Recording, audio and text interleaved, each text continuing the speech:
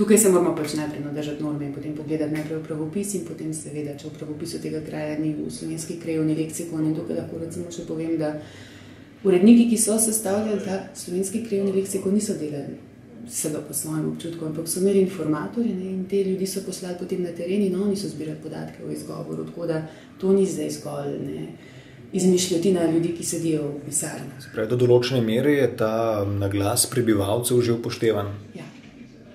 Se pa, kolikor razumem, stvari tudi spreminjajo, posodabljajo.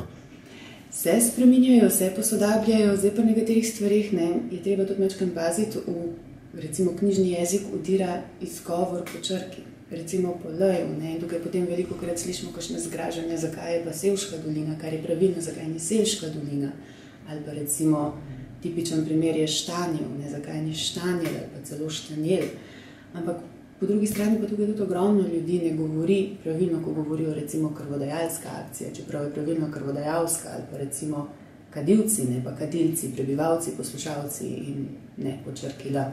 Skratka, tako naglašujemo, ker je tako prav, ker je pravilno. Če gremo mogoče na konkreten primer, potem sem bil tudi sam velikokrat vprašan, Stožice. Zakaj Stožice, zakaj ne Stožice? Tukaj je pa že stara ljudska pesem iz tega kraja, greš v Stožce po rožce, ožina. Tako da ljudje, ki živijo tam, govorijo Stožice. Tudi v Jelšanah govorijo Jelšane, v Štanjelu govorijo Štanjev, ne pa Štanjel, ali pa recimo Primorci. Tam bodo rekli Portorož, kar pa nikjer drugje v Sloveniji, ali pa tudi mogoče, ki večinoma bo Portorož ali Ankaran, ampak bo naglas na koncu.